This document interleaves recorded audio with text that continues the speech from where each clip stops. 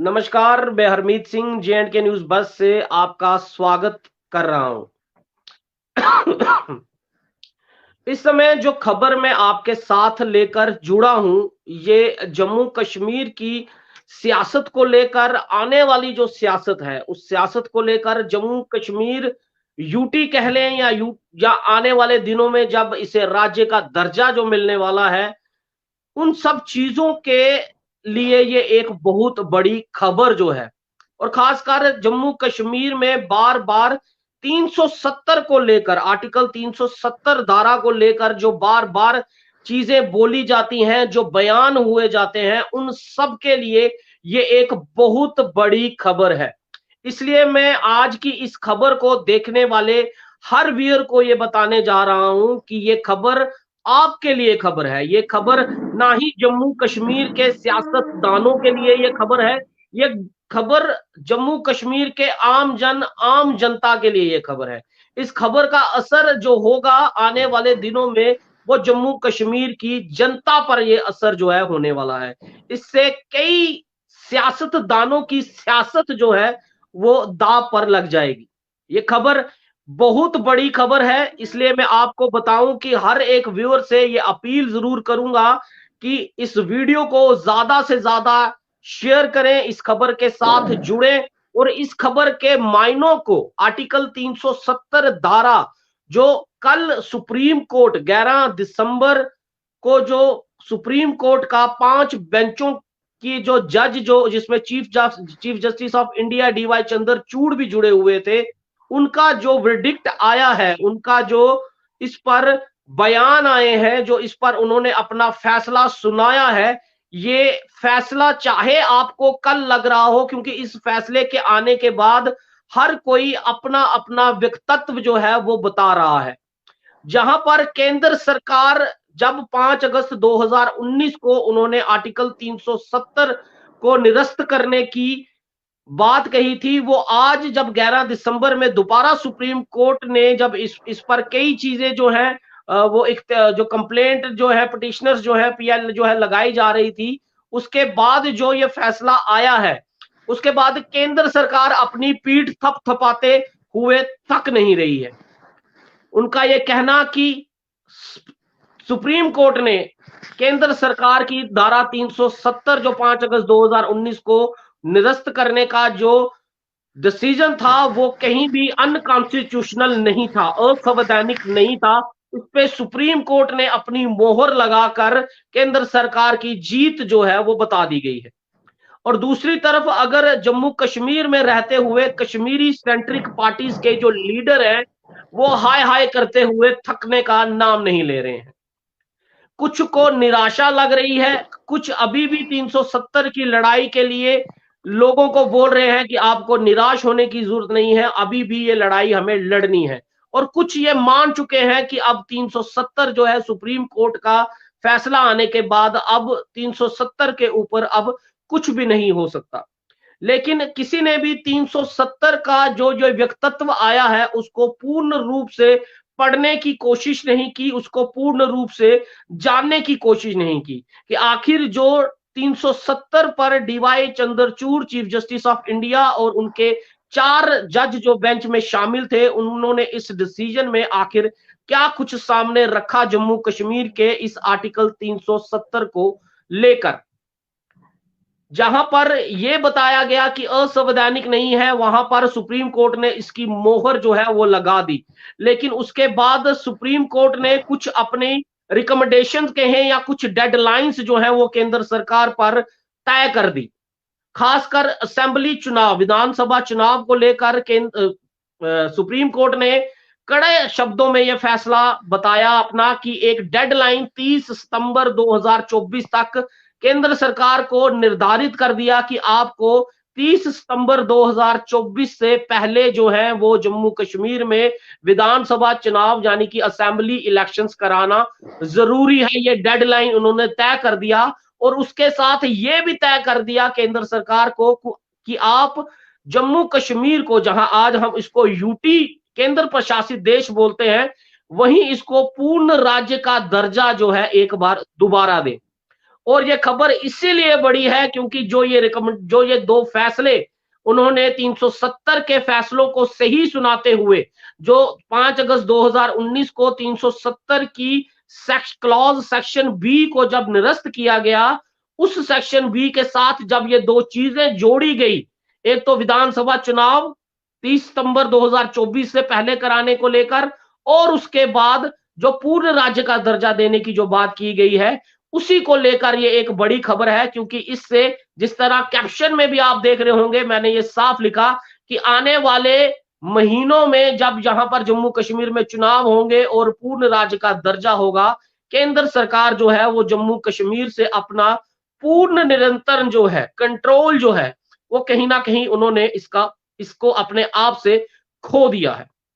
मेरे साथ इस डिबेट में इस खबर को पूर्ण अच्छी तरह से समझाने के लिए जम्मू कश्मीर की हर एक जनता को और जो लीडर्स हाय हाय कर रहे हैं, उन लीडर्स को भी ये समझाने के लिए मेरे साथ मेरे वरिष्ठ, हमारे मीडिया फर्टर्निटी के वरिष्ठ पत्रकार दीपक शर्मा, जो पिछले तकरीबन 25 से 30 साल से प्रिंट मीडिया के साथ जो हैं जुड़े हुए हैं, और वो हमारे इस खबर को विस्तार रूप से समझाने के लिए हमारे साथ जुड़े हुए हैं, ताकि हम जम्मू कश्मीर की आम जनता को ये बता सके कि कल सुप्रीम कोर्ट का जो वर्डिक्ट आया है, इससे जम्मू कश्मीर की जनता की हार नहीं, बल्कि असल में जम्मू कश्मीर की जनता की जीत जो हुई है।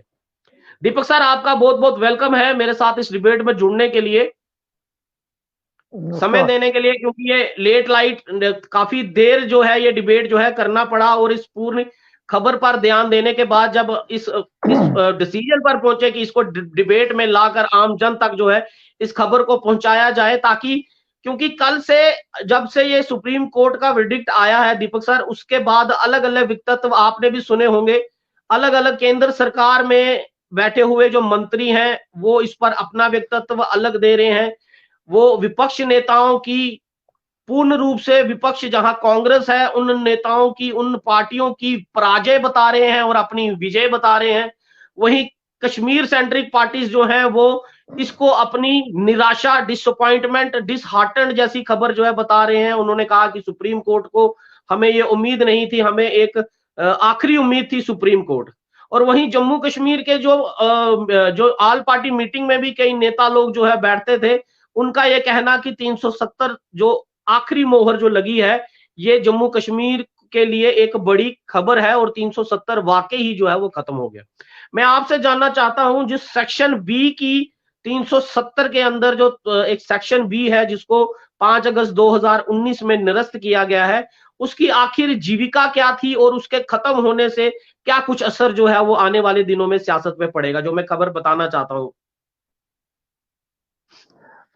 हरमीत जी, बहुत बहुत धन्यवाद, क्योंकि ये जनता से जुड़ा हुआ मसला है, जम्मू कश्मीर की जनता के भविष्य मुस्तकबिल का सवाल है, तो इसलिए इस पे बात करना बेहद जरूरी था जी। सोमवार के दिन एक फैसला आया, देश जहां छत्तीसगढ़, राजस्थान और मध्य प्रदेश की सरकारों की राह देख रहा था, वहीं एक तरफ यह फैसला था सुप्रीम कोर्ट में जम्मू कश्मीर से जुड़ा 370 का।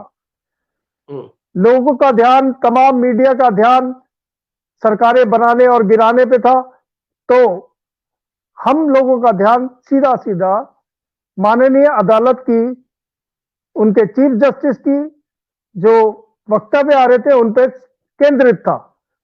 उन्होंने कहा article 370, article 370 is not was is a temporary in constitution. इसका मतलब क्या होता है, सबसे पहले इसे समझना होगा। इसका मतलब क्या कि वॉज नहीं कहा उन्होंने, इज का, इस मतलब है, एक टेम्पररी संविधान का अंग है। संविधान में चाहे टेम्पररी हो चाहे परमानेंट हो, वो संविधान का अंग है। संविधान बदले बिना उसे ना तो निरस्त किया जाता है ना खत्म किया जा सकता है। हाँ, उसमें खत्म किया गया, जो एक न्यायालय ने अपना दिया कि भाई हम इस राष्ट्रपति के जो निरस्त किया गया उसका समर्थन करते हैं। उसमें क्या था, subsection B. Subsection B में केंद्र के पास ताकत थी कि वह जब मर्जी चाहे लॉ एंड ऑर्डर की प्रॉब्लम के तहत इसको कभी भी राष्ट्रपति शासन जम्मू कश्मीर में लगा सकते हैं। अब क्या किया न्यायालय ने, इस सब वक्तव्य रखने के बाद एक जो क्लॉज डाला, वो डाला कि भाई 30 सितंबर से पहले पूर्ण राज्य का दर्जा, पूर्ण राज्य का मतलब ये हो गया एक संपूर्ण राज्य, संप्रभु राज्य, और साथ में ही 30 सितंबर से पहले चुनाव।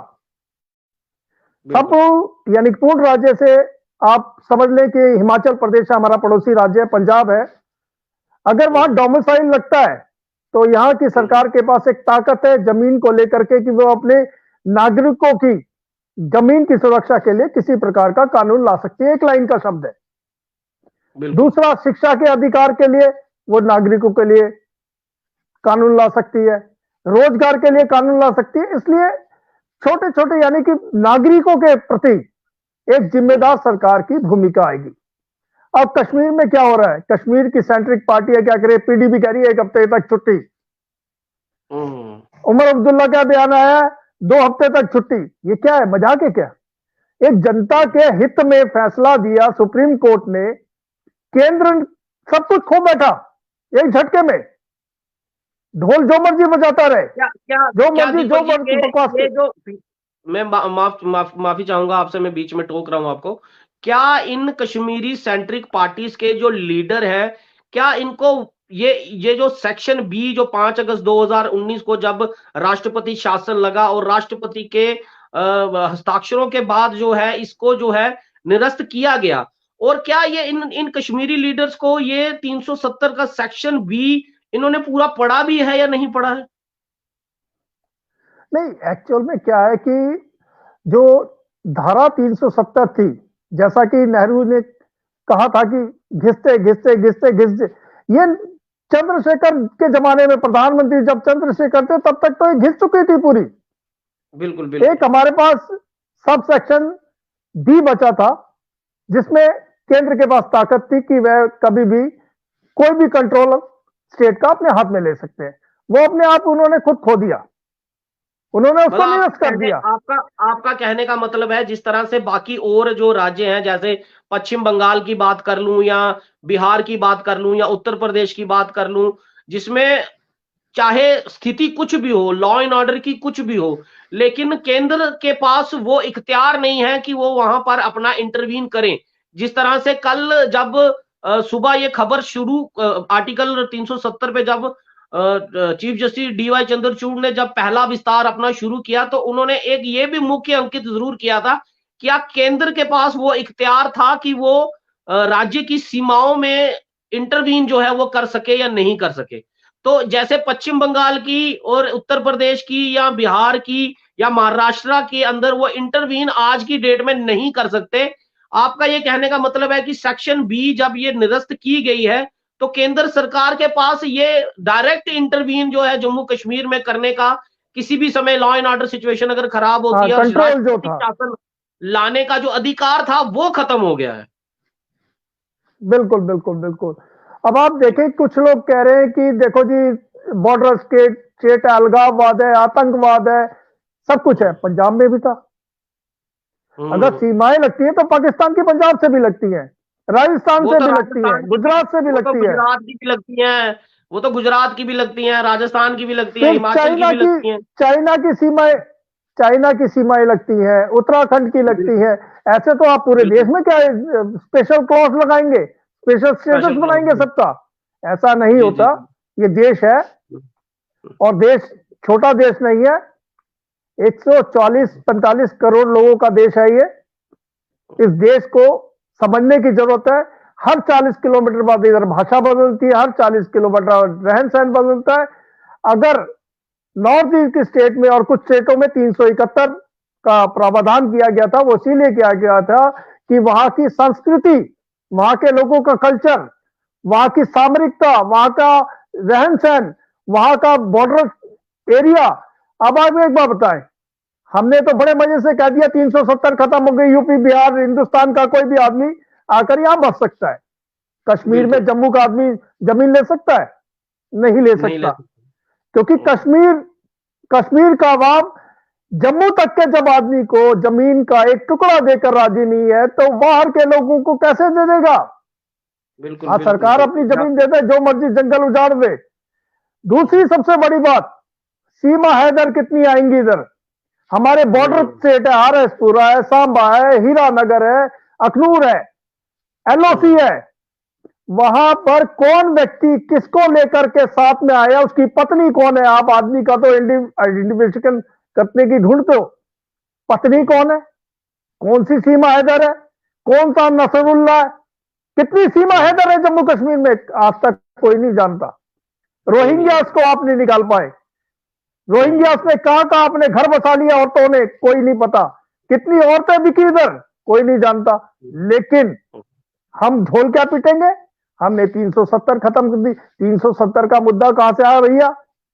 प्रोफेसर बलराज मधोक, एक नाम याद रखिए, प्रोफेसर बलराज मधोक, जो कि संस्थापक है जनसंघ के, जो कि संस्थापक है एबीवीपी के, जो कि संस्थापक है प्रजा परिषद के। वो प्रोफेसर थे, पढ़े लिखे इंसान थे, जम्मू कश्मीर की धरती के पुत्र थे। वे जानते थे जम्मू कश्मीर की समस्याएं क्या है, जम्मू कश्मीर में कश्मीर समस्या का हल क्या है। उन्होंने अब उनकी डॉक्ट्राइन को ही पढ़े। ये सियासतदान कुछ पढ़ते तो है नहीं, ना पूरा वर्डिक्ट सुना सुप्रीम कोर्ट का, ना पिछला इतिहास पढ़ा। इतिहासकार भी ऐसे ही हमारे में, जो आज कुछ सांसद बन के बैठे, वो चाटुकार हैं, वो इतिहास को ऐसे तोड़ मरोड़ के, इतिहास आता कहां से है? वो है वहीं क्या से। मैं दीपक जी मैं आपसे ये समझना चाहूंगा, क्या 370 जब 1952 से लेकर लगातार इस पे जो जिस तरह से आज ये राष्ट्रपति का जो ये उस पे निरस्त किया गया सेक्शन बी जो 370 की, क्या इससे पहले भी तो कई भी क्लॉज जो है, जैसे हम अगर हम आसान भाषा में कहें तो हम यहाँ के राज्यपाल को जो है वो एक अलग राष्ट्रपति का दर्जा होता था, एक मुख्यमंत्री को यहाँ पर जो आज मुख्यमंत्री है उसको हम एक प्रधानमंत्री के दर्जे पर देखा जाता था, हमारा यहाँ का फ्लैग अलग था। तो ऐसी कई कई वर्डिक्ट ऐसे आए हैं राष्ट्रपति के, जिसमें ये जिस तरह आप पहले भी बता रहे थे कि 37 ऐसे पहले डिसीजन थे जिसमें 370 के पहले ही जो है ये इन चीजों को निरस्त कर दिया गया है। तो एक तरह से अगर देखा जाए तो 370 सिर्फ एक खोखली दीवार की तरह ही जो है वो खड़ी थी।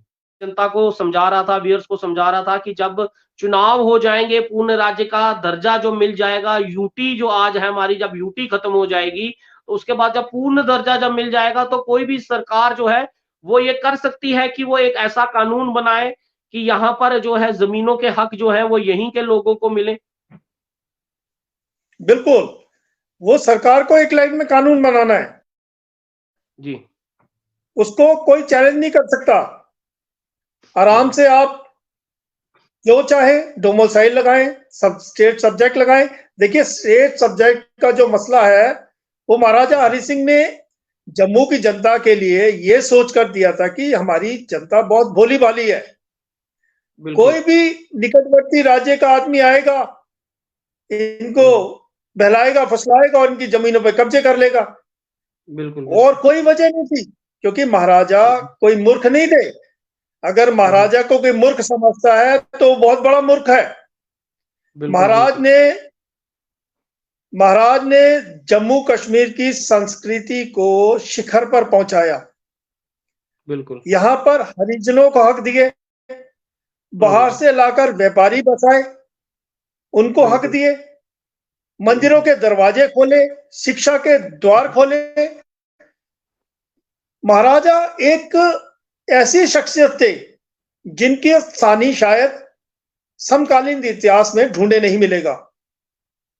महाराजा ने तो ये दीपक जी, ये जो केंद्र सरकार इस पर अपनी जो पीठ थपथपा रही है कि वाकई ही जो अपोजिशन लीडर्स की, कश्मीरी लीडर्स की, और जो लोग सुप्रीम कोर्ट में जाकर अपनी दलीलें दे रहे थे, 16 दिन की जो बहसबाजी हुई, आर्ग्यूमेंट हुई, क्या वो पीठ थपथपाना भी सही है?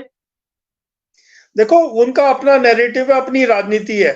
अब कोई दुकान चलानी हो तो कुछ ना कुछ तो सामान ऐसा अट्रैक्टिव लाना पड़ेगा ना कि लोग जिससे या तो अट्रैक्ट हो सके या मूर्ख बन सके। तो मूर्ख बनाने का एक धंधा है जिसके तहत आप जो मर्जी करते रहिए, जबकि आप मैं कहता हूं छोड़िए सबकी, अपने ही आदर्श, अपने ही आइकॉन प्रोफेसर बलराज मोदक की डॉक्ट्राइन पढ़ ले, आपको समझ आ जाएगी कि जम्मू कश्मीर की समस्याओं का हल क्या है। क्योंकि जम्मू कश्मीर कोई भूखी नंगी स्टेट नहीं थी।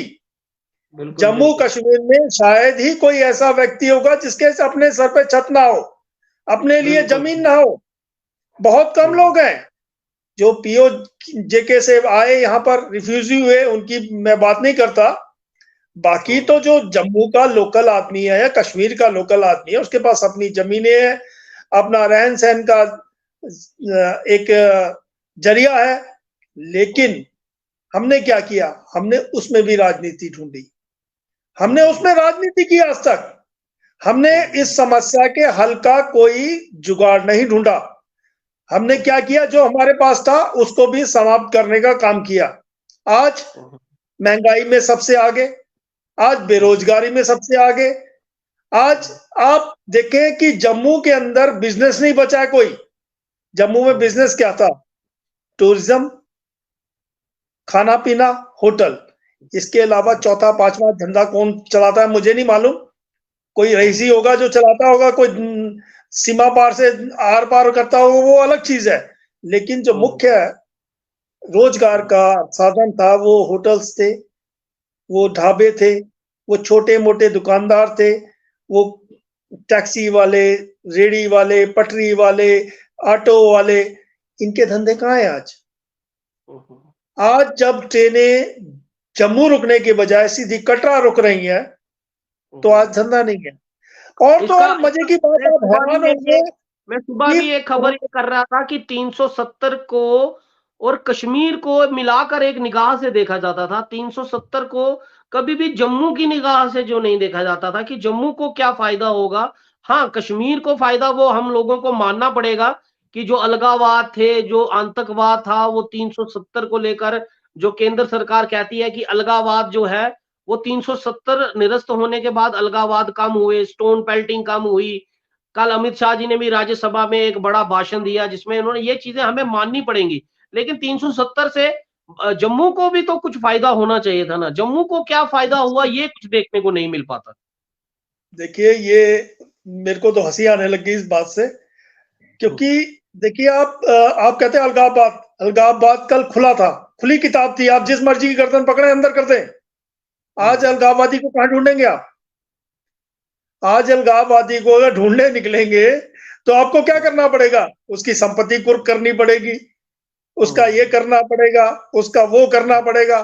पत्थरबाज की बात करते हैं आप, पत्थरबाजों के हाथ में तो आज पिस्टल आ गई, वो हाइब्रिड आतंकवादी बन गए, हाइब्रिड आतंकवादी बन गए। टेररिज्म का एक नया रूप जो है कश्मीर में उभर कर आया है। वो कुछ जिलों, देखो, कुछ जिलों तक सीमित हो चुका, कश्मीर घाटी के कुछ जिलों तक सीमित हो चुका आतंकवाद आज जम्मू के अंदर पांव पसार गया।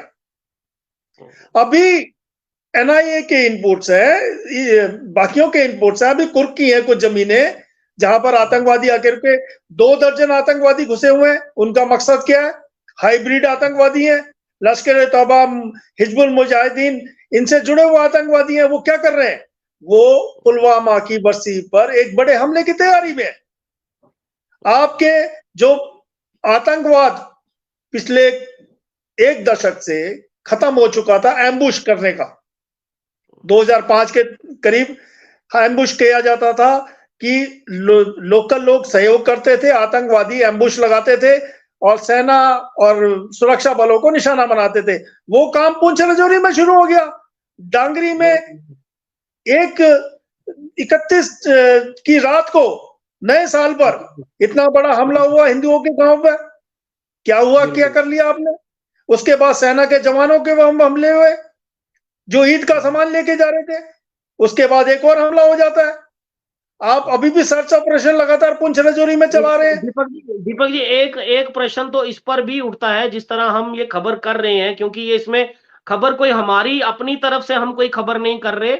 ये संविधान के अंदर जो उन्होंने 370 की जो सेक्शन बी थी, जो राष्ट्रपति के मतलब राष्ट्रपति के इंटरवीन के बाद जो खत्म हुई और कल जो फैसले जो सुप्रीम कोर्ट के आए, ये उसी फैसलों के इर्द गिर्द ही घूमती हुई हमारी एक खबर है। क्योंकि इसको हमने थोड़ा सा विस्तार में पढ़ा, विस्तार से सुना, विस्तार से इसके अंदर जाकर इसकी जानकारी ली और इसके क्या फायदे, केंद्र सरकार के लिए क्या फायदे थे, कश्मीरी लीडरों के लिए क्या नुकसान रहे जो वो हाय हाय कर रहे हैं, और आम जनता जो चाहती थी उसको क्या मिला। लेकिन सवाल एक बड़ा दीपक जी ये जरूर उठता है, क्योंकि हमने 370 से पहले का माहौल भी जो है वो कश्मीर में देखा है, इससे हम कोई दो राय नहीं कर सकते कि किस तरह का आतंकवाद, किस तरह की पत्थरबाज जो सेपरेटिस्ट लीडर थे, किस तरह का कश्मीर में कैलेंडर चलता था, किस तरह सा कश्मीर बंद रहता था। सवाल ये भी है कि अगर कश्मीर की जनता की बात करें, जम्मू कश्मीर की जनता की बात करें, कल को जब केंद्र सरकार के पास ये अख्तियार, ये अधिकार खत्म हो जाएंगे,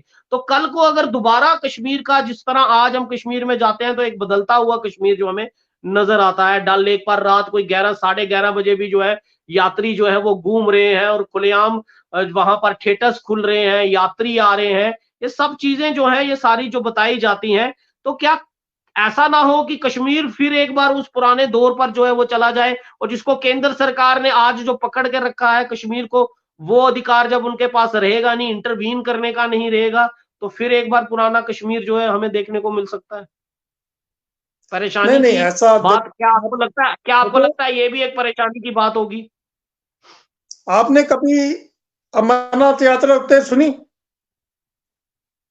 आपने कभी अमरनाथ यात्रा रुकते हुए सुनी? आपने कभी सुना कि कश्मीर में टूरिस्ट नहीं गया? मुझे बताएं एक इंसिडेंट ऐसा कि कश्मीर में टूरिस्ट नहीं जा रहा। ऐसा नहीं होता। आप कश्मीर को सिर्फ श्रीनगर तक सीमित ना रखें, आप इंटीरियर में जाएं, आप उन स्थानों पे जाएं। मैं कुपवाड़ा पिछले दिनों गया था। इतनी गरीबी है, इतनी गरीबी है कि मेरे ख्याल से जम्मू के बॉर्डर पे जो लोग रहते हैं ना, उनसे 10 गुना 20 गुना ज्यादा अमीर हैं। वहां पर लोग मजदूरी करते हैं। आप जो यहाँ पर देखते हैं ना, हाथों जिन्हें कहते हैं, जो रेडियां लेकर के सामान ढोते हैं या कंधों पे सामान ढोते हैं, वो उन गांवों से आते हैं लोग कश्मीर के। वो लकड़ी चीरने वाले वो सब कश्मीरी हैं। वो देश भर में घूम करके छोटे छोटे सामान बेचने वाले वो सब कश्मीरी हैं, जम्मू का आदमी नहीं है। क्यों? क्योंकि वहां ज्यादा गरीबी है। जो गरीबी हमारे पास गरीबी नहीं है, क्योंकि उन्हें गरीब किसने किया? उनके लिए प्रोग्रेस किसने नहीं की? अगर श्रीनगर में बैठे हुए चंद लोग अपने घर तो भर लेते हैं, लेकिन उन गरीबों की नहीं सोचते। हम यहाँ बैठ के सोचते हैं कि जम्मू का हक मार गया कश्मीर। मैं कश्मीर जाके देखो तो सही, एक बार कश्मीर जाओ तो सही। जिन लोगों ने जवाहर सुरंग की लंबाई चौड़ाई कभी नापी नहीं, वो भी बंगले अपने ड्राइंग रूम में बैठ करके कश्मीर का पूरा हाल बता देते हैं। कश्मीर, मैंने भी कहा, कश्मीर का पत्थरबाज आज हाइब्रिड आतंकवादी, कश्मीर का अलगाववाद गायब। एनआईए किसकी फिर कुर्कियां कर रही है? इसलिए कर रही है कि वहां पर आतंकवादी आकर रुके और वहां से निकल गए। आप किस तरह से इस खबर को देखते हैं? और कश्मीरी लीडर्स जो हाय हाय लगा रहे हैं, आज भी फारूक अब्दुल्ला से जब एक पत्रकार ने एक सवाल किया कि आप जम्मू कश्मीर पर क्या कहते हैं, तो उनका बड़ा ही एक इररिस्पॉन्सिबल मैं बोलूंगा, अगर उन्होंने जिस तरह से कहा कि जम्मू कश्मीर जहन्नम में जाए, जिस तरह से उन्होंने बोला वो कहीं ना कहीं सही नहीं था। और आप इस खबर को किस तरह से देखते हैं कि ये जो हमने जो विस्तार में जनता के सामने, इसमें हार किसकी है और जीत किसकी है? ये जनता की जीत है, सीधे सीधे जनता की जीत है। जनता को पूर्ण राज्य मिलेगा, जनता को अपना नुमाइंदा चुनने का मौका मिलेगा। वो जनता को इस शर्त, वो अपने नेता को इस शर्त पर चुन सकता है कि भैया मेरे अधिकारों को आप सुरक्षित रखने का वादा करेंगे तो मैं आपको चुनूंगा, नहीं तो अन्यथा मैं दूसरा रास्ता देखूंगा। लेकिन ये जो हाय तौबा मच रही है या ढोल बज रहे हैं, ये इसकी वजह एक ही है कि अपना वोट बैंक, अपने वोट बैंक को कैसे मजबूत करे, लोगों को मूर्ख कैसे बनाए। आपको एक छोटी सी बात बता दूं, बड़े बुजुर्ग कह गए, जिस देश की जनता लालच में फंस जाए उस देश का राजा ठग होता है। आचार्य चाणक्य ने कहा था, जिस देश का राजा व्यापारी हो उस देश की प्रजा भिखारी होती है। आप इन बातों को जब तक नहीं समझेंगे, आप नहीं समझ पाएंगे कि हो क्या रहा हमारे साथ। आज प्राइवेट लिमिटेड कंपनियां बनती जा रही हैं, राजनीति की दुकानें। एक चित्त एक पट अंटा मेरे बाबा जी का, जिसका जो खड़ा हो जाता है दुकानदारी, वो कहता है तीसरे दुकानदार को मैं पैदा नहीं होने दूंगा। तो आप इस चीज को समझें, जनता इस बात को समझे कि ये सुप्रीम कोर्ट ने जो फैसला दिया है ये जनता के हक का फैसला है, उनके अधिकारों की रक्षा का फैसला है। मतलब ये ना ही केंद्र सरकार के हक का फैसला था, ना ही कश्मीरी लीडर्स के हक का फैसला था, ना ही जम्मू के किसी लीडर का हक का फैसला था। ये फैसला जो सुप्रीम कोर्ट ने दिया और उस पर जो दो चीजें उन्होंने इख्तियार कर दी, केंद्र सरकार को बाधित कर दिया कि 30 सितंबर 2024 तक चुनाव भी करवाएं और उससे पहले जम्मू कश्मीर को पूर्ण राज्य का दर्जा भी दें। ये इन दो बाधित जो उन्होंने टिप्पणियां बोली, अपने स्टेटमेंट बोले, बाधित कर दिया केंद्र सरकार को। इससे कहीं ना कहीं जम्मू कश्मीर की जनता जो है वो जीतती हुई जरूर दिखी है। बिल्कुल, ये मैं अभी भी कह रहा हूं, ये पॉलिटिकल पार्टीज की जीत, वो मानेंगे भी नहीं, वो इस वर्डिक्ट को उन्होंने पढ़ा भी नहीं होगा अभी। बिल्कुल, जो मीडिया में आया ये तो सामने दिख ही रहा है। ये जो खबर हम कर रहे हैं, ये उन लीडर्स ने शायद इस खबर को पढ़ा भी नहीं होगा, सुना भी नहीं होगा। वो अभी तक समझे भी नहीं होंगे कि हुआ क्या ये। हमें देखो 370 मैंने आपको बताया, उसमें कुछ बचा ही नहीं था। एक दीवार थी वो बिना रेत चूने के खड़ी हुई, उस पर एक लात मारी, वो गिरा दी। उसका ना तो आज आखिरी तक का जो है वो सेक्शन बी, आखिरी तक का जो सेक्शन बी का लग गया, वो सब सेक्शन बी है वो, जिसमें एक अधिकार था केंद्र के पास कि वो जब चाहे लॉ एंड ऑर्डर के मामले में राष्ट्रपति शासन लागू कर सकता है जम्मू कश्मीर में। अब ऐसा नहीं होगा, अब उसे अमेंडमेंट लाने पड़ेंगे। अगर ऐसा करना चाहेंगे, संविधान में अमेंडमेंट लाने पड़ेंगे, अमेंडमेंट लाने पड़ेंगे, क्योंकि संविधान सम्मत जो चीज होती है, वो चाहे टेम्परेरी हो चाहे परमानेंट हो, वो ऐसे निरस्त नहीं होती है। ये मजाक नहीं है, ये संविधान है देश का, जिसपे देश चलता है। वो उच्चतम न्यायालय है जो संविधान का रक्षक है।